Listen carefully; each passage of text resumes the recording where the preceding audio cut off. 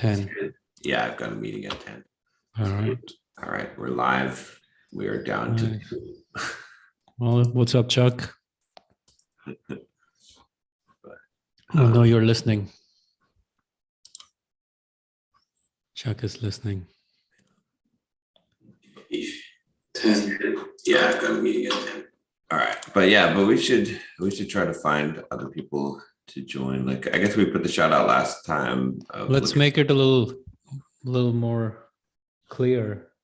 Yeah. So let's make it very clear so that people can send in communication for that. Paid ads, is that an important criteria at this stage? I don't know. I mean, I think I would say that would be a plus, but it's more, we're looking for people that are doing 1 million plus in their business. Yeah. 1 million plus, also not necessarily agency style business, but more like course /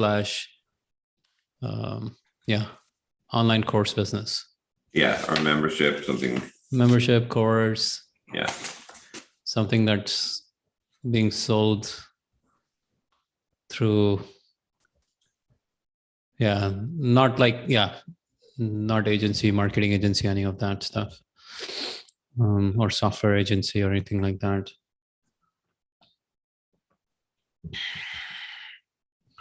Yeah, that's good. I think that's a clear enough definition for anyone who's listening. Please tell us or reach out to John or me. What I could do too is I should probably send like an email to the simple programmer list. That probably. Yeah, then you can be more clear on the parameters for what you're looking for. Yeah, that'll be good. Yeah. All right. So so what's been going on? Just more webinar. I just drank the Russell Brunson Kool-Aid, and I'm still doing more webinars. And even though like part of me wants to do, let me stand up here. Part of me wants to change the offer up, but it's like the webinar train keeps coming every week. So it's like before I even have the time to come up with a new webinar, it's like, oh, I still have to do the webinar for this week. Yeah. Just I need to make the offer more scalable is how I feel. But this damn offer converts, man. It's a good converting offer. It's a sweet offer. Yeah. It's every single time. Like the first time I thought maybe it's a fluke. Yeah. Second time it was like, oh, okay, maybe it is. But after like 6-7 iterations of it now, 6-7 webinars, every single time it delivers. Yeah. Like by Russell says the webinar should convert at like 5% to 10% to 15%, like that. Those are the different metrics, right? 5% he says is an okay webinar. 10% is when it's a good webinar. Like 15% is when you're really killing it. So, what he means, let me clarify those numbers. 15% people who saw the offer. Right, exactly. Right. So that's way lower. Like in terms of attendees, I've been measuring it on attendees, but if you look at people who saw the offer, it's even better. But it's warm audience, but it's kind of warm. So it's interesting. Like one guy yesterday, he was talking about how he watched my video on Evan Carmichael's channel. Right. Just a couple of weeks ago. So then he came to my channel. He watched a bunch of stuff. And then he got on the workshop yesterday, and then he signed up for Quantum Leap. So it was like in 2 weeks, he went through the whole cycle of, building trust and understanding and going through the process. So yeah, it's cold audience or it's warm audience. So that's why all of this data is still very not really dependable data. Yeah. Well, that's why, I mean, it'd be, once you run, you need to get some ads run so you can just see what happens with that, do the same thing, and then see what the actual conversion is there. because if you have that going, if you know that you could run ads and then you can get a profitable, like still get the conversion numbers, then that's now it starts to become insane, right? Now you can just, Yeah, I would have to modify the offer because selling $100, $200, $300 a month, like where it's like $100 a month or $200 or $300 upfront, it's not even going to cover my ad costs, yeah. right? So I would have to modify the package to offer like a 3-month or a 6-month package to kick off the whole thing, to get to $1,000 price point where it makes sense. Yeah, I mean, you're getting it in the next couple of months, but I would probably just test I'm it. not falling for that anymore, man. Yeah, but I would just test it out before you modify it. You know what I'm saying? Like, Yeah. It's a good converting offer. I would actually, so that's the thing. I would try it on, like, I'm going to go talk to Chuck about it. And if you're up for it as well, maybe try it on affiliate deal as well. yeah, See if that works. Because that's a stepping stone, right? The warmest traffic is my traffic. The second lukewarm traffic is affiliate traffic, joint venture partnership traffic. And then it's ads, right? Yeah. Like it gets colder and colder as we go further out. but why not go to ads right away, right now, and see what happens? I mean, you can always do affiliate stuff, but Well, you can do affiliate stuff, but it allows you to fine tune, like you learn in the process of like modification, right? Like what is it that, okay, so this was the conversion percentage on my audience, but this is the conversion percentage on affiliate audience.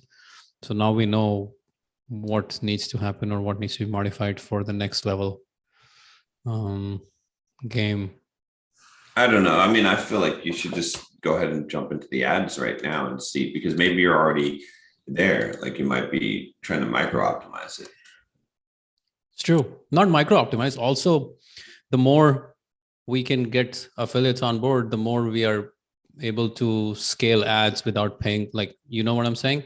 Because we acquire customers who are going to pay for us. So we can use that money to pay for ads. Right. With affiliate and joint venture. But with ads, like the amount of money I'll have to spend up front to get that money back could be month, 2 month, 3, 4 month cycle. That's the reason. Unless it's the $1,000 offer, which I keep telling you about, right? Yeah. Unless it is that offer, in which case it has to convert.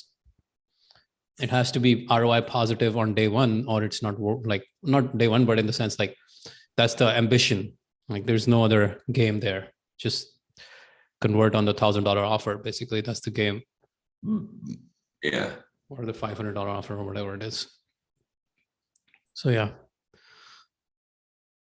we'll see. I'm still debating between these two offers. I'll probably start putting together the new webinar for the new offer anyways, because I feel like it's the scalable way to make this work. This is like my higher tier product, which I can still sell to the higher tier audience, but that's the entry product that I want to get people into. Yeah. And then use like the upsell. Like I know, like this is the reason why I'm skittish on pushing this is because of the logistical, like operational backend stuff that I don't want to deal with right now. Yeah. Having the coaches, the accountability coaches for. Yeah, I need to go find accountability coaches and things like that.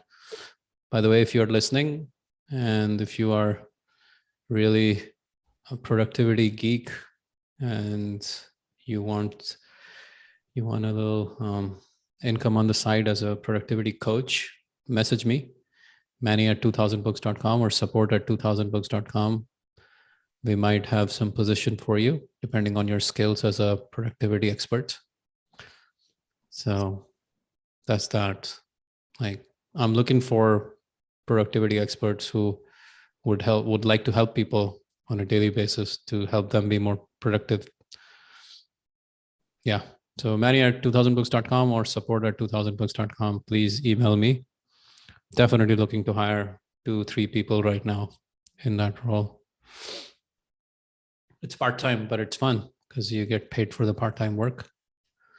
and you get to build your portfolio, or at least get knowledge, get experience under your belt in this field. So yeah, that'll help, having someone. Yeah. I mean, it's hard to argue against it because it's selling so well. I was telling you, right, last night 18 people were on the webinar and we sold 6 spots. Like, that's like, no matter which way you cut it, it's ridiculous conversions. Even if those are people who already know you, which they're not. They're like 3 of them were brand new. They're just been come to our YouTube channel in the last 2 weeks. So brand new people. Yeah. So it's hard to argue against an offer that's working. Right. That's what I'm saying is too. It's like, just start running ads to that offer. I mean, I guess, yeah, you've got the capacity problem, but I'm already hitting the capacity problem. yeah, That's why I'm like skittish on it. yeah, Like, I'm training the team fast enough, but still it's not fast enough to get that yeah, capacity issue resolved. And I don't want to be fulfilling it. Right. So that's partly the challenge I'm running into right now. but if you could get infinite number of people, wouldn't you do that?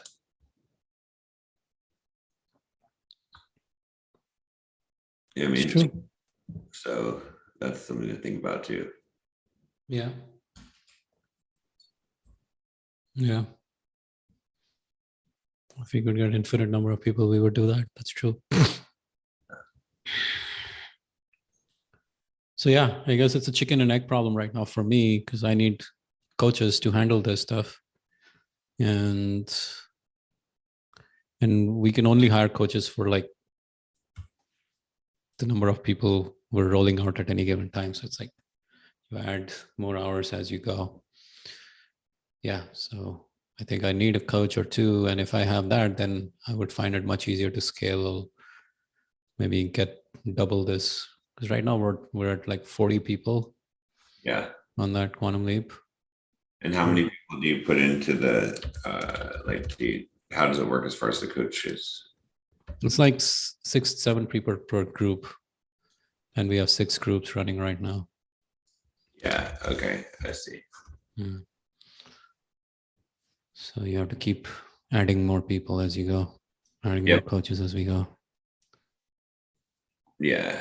Oh, I see. Okay. But one coach can handle how many groups? So. Well, it really is a function of their time, and not everyone's available all the time and all of those things. Oh, I see. Yeah. Not about so much as to how many they can handle, also when people want their calls, right? Because we do it at 5:30 a.m., 6 a.m., 6:30 a.m., 7 a.m., then 6:30 p.m. Pacific, 10:30 p.m. Pacific, because that's for Europe and India and Australia. Yeah. So we have like 6 time slots running right now. We can add more time slots if we have more coaches, because I am scared of being dependent on one person in the morning time right now. Yeah. Too, right? Because then we have a problem anytime he has to take a break or take a leave. Yeah. So you need a backup coach. Anyway. Yeah. Yeah. So you really need the 2 coaches at minimum. Yeah. And California time would be ideal. California / East Coast time would be ideal too. East Coast time people. So yeah.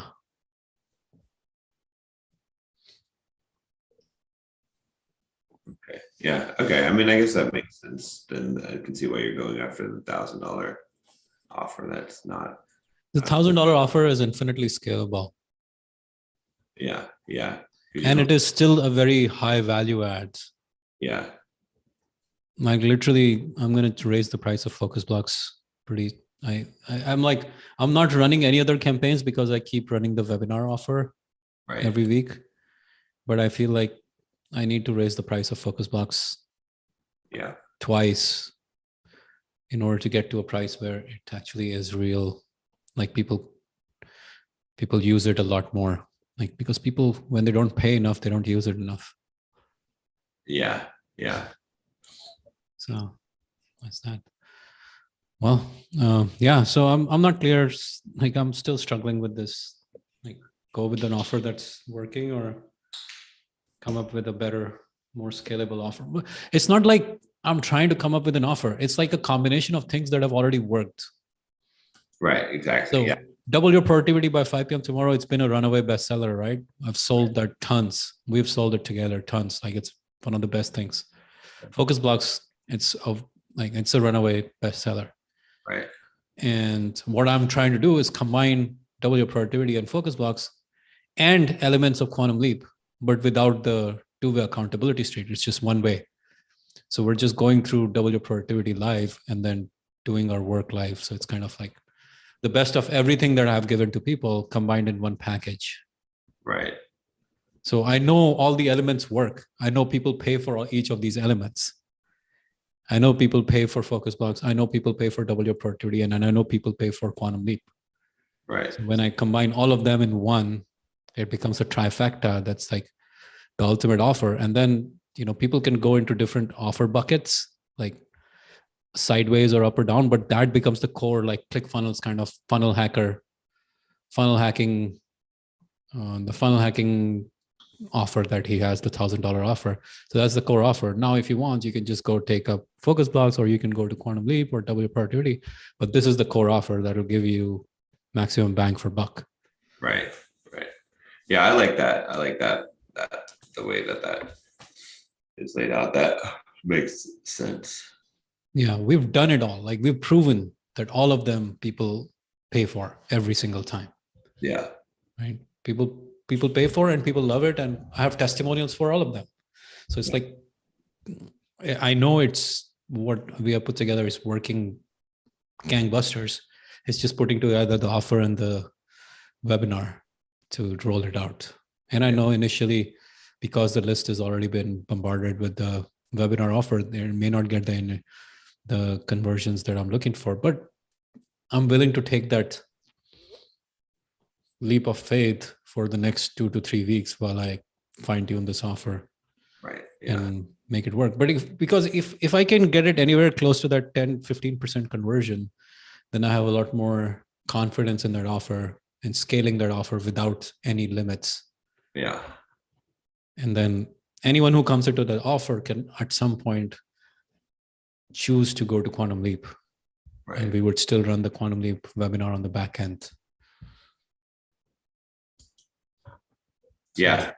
Yeah, that makes sense. Yeah. It's like it's coming together. It's like I feel like I'm like it's duct taping all of this together, but it feels like it's almost there where it's like the complete thing that I've been envisioning for a while now. Right. And the thing that I like, focus blocks was one piece of it, Quantum Leap was one piece of it, double your productivity was one piece of it. It's like bringing it all together in one live component and making it all seamless. The whole company becomes a seamless offer that makes it come alive. And I'm not worried about the value ladder and all that shit. I'm not even thinking about that. I just want one core offer to hit it out of the park right now. Yeah. That one core scalable offer, I guess. Yeah. Yeah. Well, once you test that, I mean, then we'll see what happens. But I think you'll have just as much success with that because it's a better offer. Mm-hmm.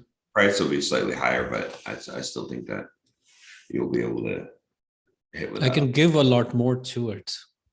Yeah. Like I can offer a lot more digital stuff with it as an offer and make it more and more and more compelling for the $1,000 price point. Yeah. Well, that's me. What about you? How's it going? I'm no real changes. I mean, I'm just working on putting together the material for the program. So that's my focus.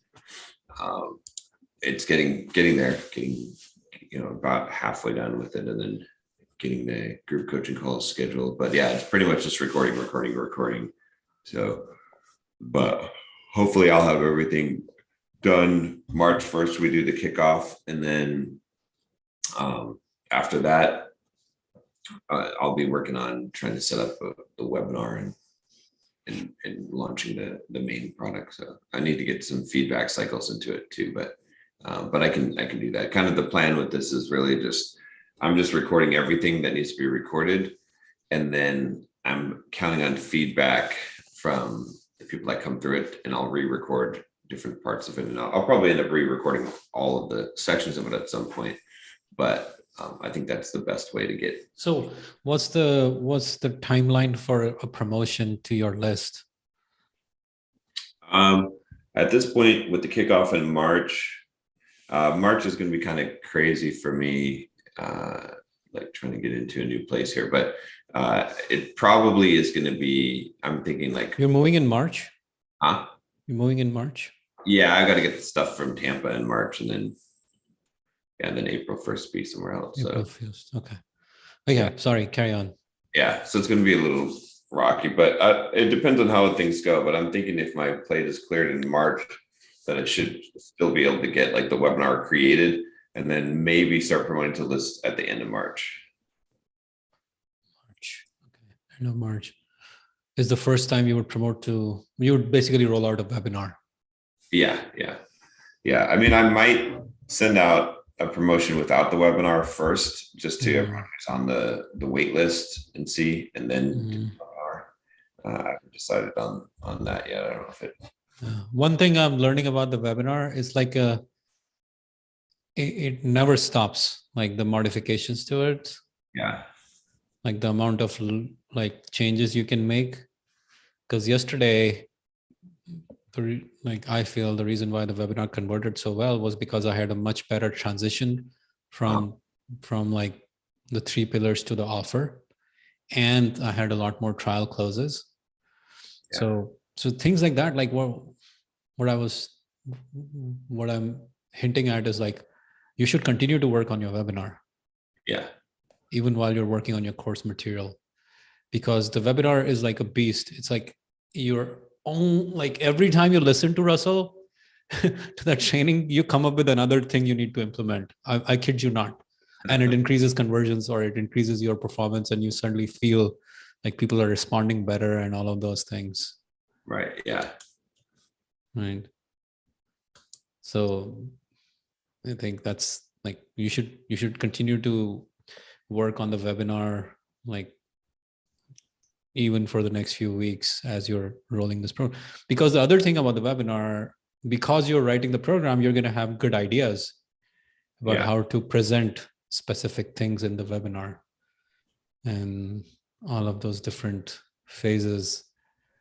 So I would continue to work on the webinar and not like even think like, okay, in March, I will work on the webinar. Yeah, I mean, I'd like to. I don't have the time to do it because I have so much stuff to record that I'm literally spending all the time recording. So yeah, I get it. But as soon as I get that done, and I'm trying to tackle one thing at a time right now, so to make sure that I only have one project I'm working on. That's fair. What I was kind of saying is that webinar is like the improvements. You can't make a perfect webinar on one chart. It just has to keep on, like you keep coming back to it. Exactly. Yeah. So you keep revisiting it almost on every few days. You have new idea and you go implement that, and then you have new ideas and you implement that. Yeah. So on and so forth. You learn and you implement. So you're going to do webinars starting basically probably not before you even move. I mean, it's possible that I could have it ready and start running some like really at the end of March, but so. Yeah. Are you guys running anything on Simple Programmer or Bulldog Mindset right now? We haven't been running any promotions. I need to see what's going on with Tim. Tim was sick for a while, so yeah, he's back now. But well, if I guess to like, I would offer Quantum Leap or the other program if I had that webinar ready. That's what I would really want to have pushed, which I could still do. Because I know you guys have another 4 to 5 to 6 weeks of like no promotion time. Yeah. So if I can get that offer out there, I think we can do a good job with that. Okay. Yeah. Yeah. We can definitely do that. Yeah. That would be fun to, yeah. Yeah. Simple Programmer, are you guys doing anything like, is it just selling the regular stuff on it? Is that what Simple Programmer is now? Like, what's your Yeah. vision? Like, are you getting, well, now that this is happening the way it is happening, what's your vision, Bulldog Mindset versus Simple Programmer versus the well that never runs dry, and the brand and the overall business identity, business vision? That's a good question. I mean, some of it is going to be shaped by this product and the webinar and how it sells, because that's really going to, if it becomes like 90% revenue source, then obviously the entire focus shifts to there, right? And so that is everything with that. But right now with Simple Programmer, it's mostly the book sales, right? I've got 2 authors where we just got some books ready. So it's really moving towards a publishing company. But then I have a digital toolkit that I've been selling for like $175 that comes from the book sales. So I think the whole idea with Simple Programmer, the way that business model is going to shift, is that it's going to be a publishing company that has courses and like ancillary things that relate to the book, that the books will sell automatically, right? So people will go to opt-ins from the books, and then they will buy stuff. So then, are you going to be investing any time or energy into it anymore? Not really. There's hardly anything that I have to put into it. I mean, there's a small amount of time that I have to put into it, but not much at all. So I just hired another Amazon ads guy, a good one, to run ads for the books, and so hopefully that'll get going. But that's kind of the thing, is like, if I can get Amazon ads working and selling books there, and then keep on adding to books under a Simple Programmer brand as a publisher, and then I'm making more money from the books because we're doing courses or whatever add-ons from the books. That's the plan. So Simple Programmer is going to continue to exist basically the way it is, except that it's also going to be a feeder channel for wealth that never runs dry. Yeah, exactly. Yeah. Because the thing is, like, partly what you said is very true. Like, depending on how the offer does, you can restructure your brand. But it's pretty obvious that you've never had an offer, like a blockbuster offer like this, in a long time. Not never, but you haven't. Like, this has been the highest, like the offer with the most, how do you say it? It's been the best offer you've put together in a long time, right? Yeah, for sure. Yeah. Right. So it's almost like this is definitely something you can build a business around, now that you know that this offer is so working so well. Exactly. Because it's not easy to even get your warm audience to buy anything. Like, if you don't have a good offer, they won't buy. Like, we've tried that before, right? Yeah. You can have your list, but if you don't have a good offer, they won't buy shit. Yeah. So I don't discount the fact that just because it's your list doesn't mean that it wasn't a ridiculously good offer. Right. Yeah, no, that's true. It's true, because you have stuff that doesn't perform in your list. So, Yeah. $2,000, like, people don't pay $2,000 for anything, right. Especially without a complete sales process and everything, right? Right. So for you to be able to sell a $2,000 product with very little sales effort speaks volumes to the effectiveness of this offer. Yeah. Right. Basically, list, offer, and messaging. You almost needed zero messaging because the offer was so damn good and the list was aligned. Right. Exactly. Yeah. So the offer is good. The question then becomes, would you actually build a brand around this offer, or around wealth?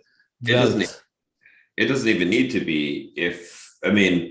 So that's why, like, what could happen is, let's say that this offer works, I get this program working, and then I start running paid ads to it. Then there's really no, sure, there's still going to be some YouTube videos, but the brand, like, the focus is not on content anymore. So Yeah, but then you're wasting, like, that energy is being wasted on something that doesn't really bring you the prime audience. Like your pre-selected, imagine like if your brand or your channel was pre-selected, was only talking about that wealth building aspect of things, then you would automatically get 10 times better qualified people to that. What I'm saying is that you don't even necessarily need to make content at that. Yeah, you're going to paid ads, you would just let that be the case. But then would you run it under the Bulldog umbrella? I don't know. It might be a complete shift. That's what I'm saying. It's like, Yeah. right. So the business itself would become the Wealth Factory or something like that instead of Bulldog Mindset or Simple Programmer. Right. Exactly. Yeah. And then you can write a book and all of those things and build a machine around on the back end of that offer. Or back end on the front end, basically. Kind of like what her name, you don't like that girl. What's her name? Kiana Daniel.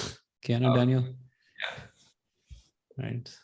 I think it's just focused on, or any of these guys for that matter. Any of the wealth guys,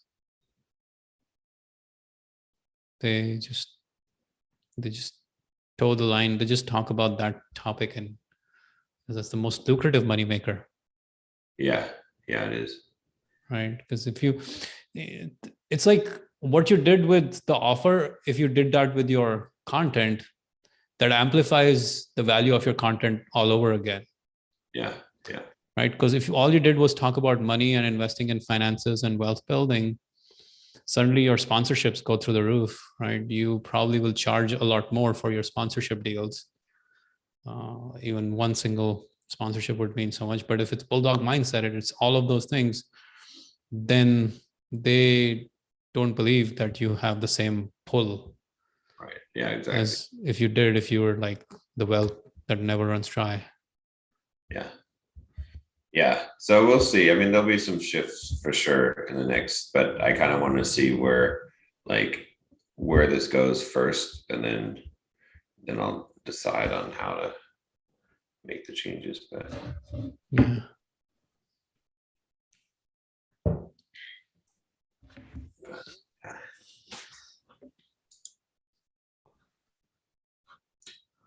See.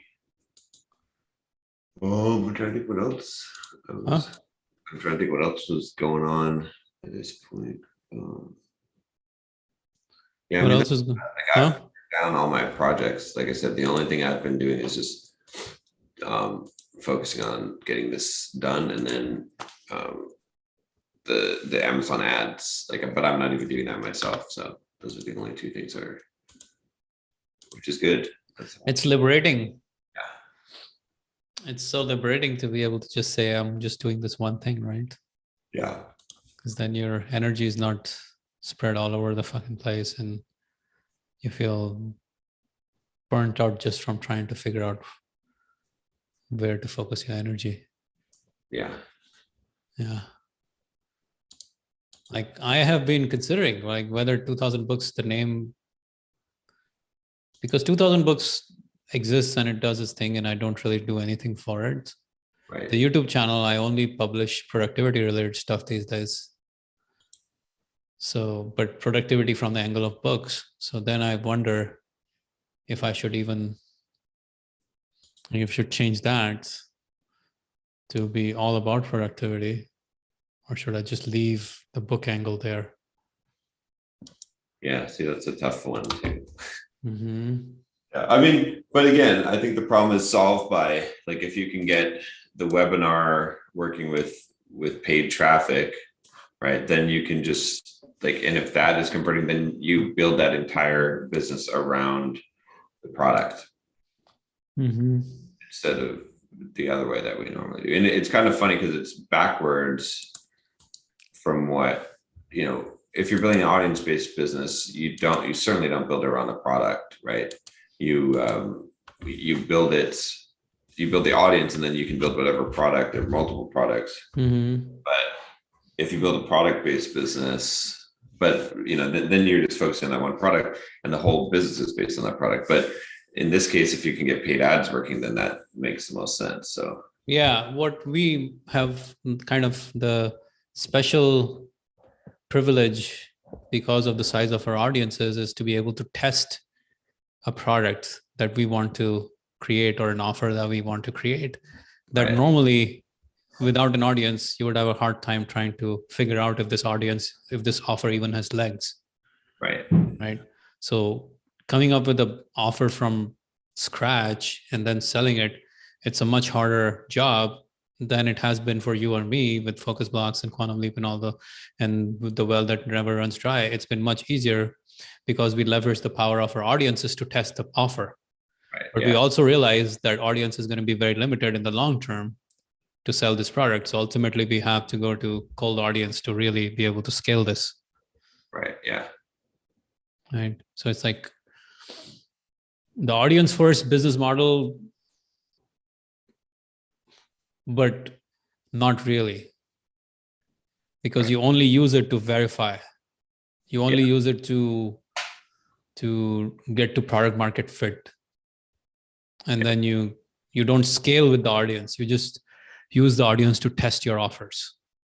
Yeah. Right. Because the earlier thinking was that you scale with the audience. You try to scale your audience in order to scale your business. But that's not the right way to approach business if you want fast growth. It is, we use the audience to test the product and then we scale it to new audiences. Yeah. Yeah. Right. Because getting audience is the hard part, but also the easy part when you have a converting offer. Yeah. Yeah. Right. When you have an offer that converts, you don't have dearth of audiences. You just keep finding them because you're willing to pay for it. Right. Exactly. Yeah. Yeah. And you're building up the audience from that. Yeah. You're paying, if you're willing to pay for audience, then audience was never the problem in the first place. It's just that when you're starting off in business and you don't have an audience and you don't have a product, now what do you do? Right. Then starting with a product is a little bit more iffy because you will spend a lot of money on testing it. And instead putting that effort into building an audience might be the way to go. But yeah, the audience-based business model by itself is a very slow growth, non-scalable model. It's more of a linear model. Yeah. Yeah. Yeah. Because you can't control the growth of it. I mean, it's depending on so many other factors that are outside your control. Yeah, the whole entire growth of that damn thing is dependent on you as the sole content creator. Yeah. One person's time, which is never a good place for a business to be on, right? Right, exactly. Because with me, Quantum Leap and Focus Blocks, I don't spend a single minute on any of that. The products just work. Yeah. I don't spend a minute of my life on product fulfillment or anything to do with product. I can spend all of my energy on just marketing it and selling it and marketing it and selling it. Yeah. Which is very difficult to do if all you did was creating more and more content around that topic. Yeah. Yeah. Because then my time is the only thing that can scale the business. So I gotta jump on this meeting at 10. Want to do our thoughts? Yeah. Oh. Let's do it.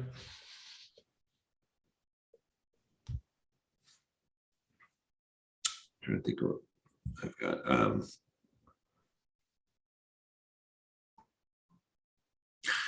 Okay, mine is kind of like, I was just thinking about this week is like salvage the day.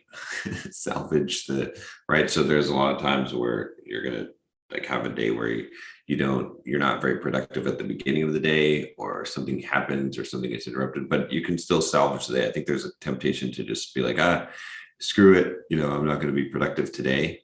And I think that's a big mistake, because a majority of days you have, or not necessarily majority, but a lot of days you're going to have days where you start off not productive, or something interrupts you, or something derails your productivity. You don't get done what you expected to. And then like, if you choose to say, all right, well, screw it, then you're going to be losing a lot of days, right? There's enough time in the day to get back on track and to get going, to have a productive day. I think that's one of the biggest things that I was struggling with, and you know, because it's not perfect. But yeah, so you just have to keep going. Yeah. And when you have days like that, just jump on a focus block. That's Yeah. my thought.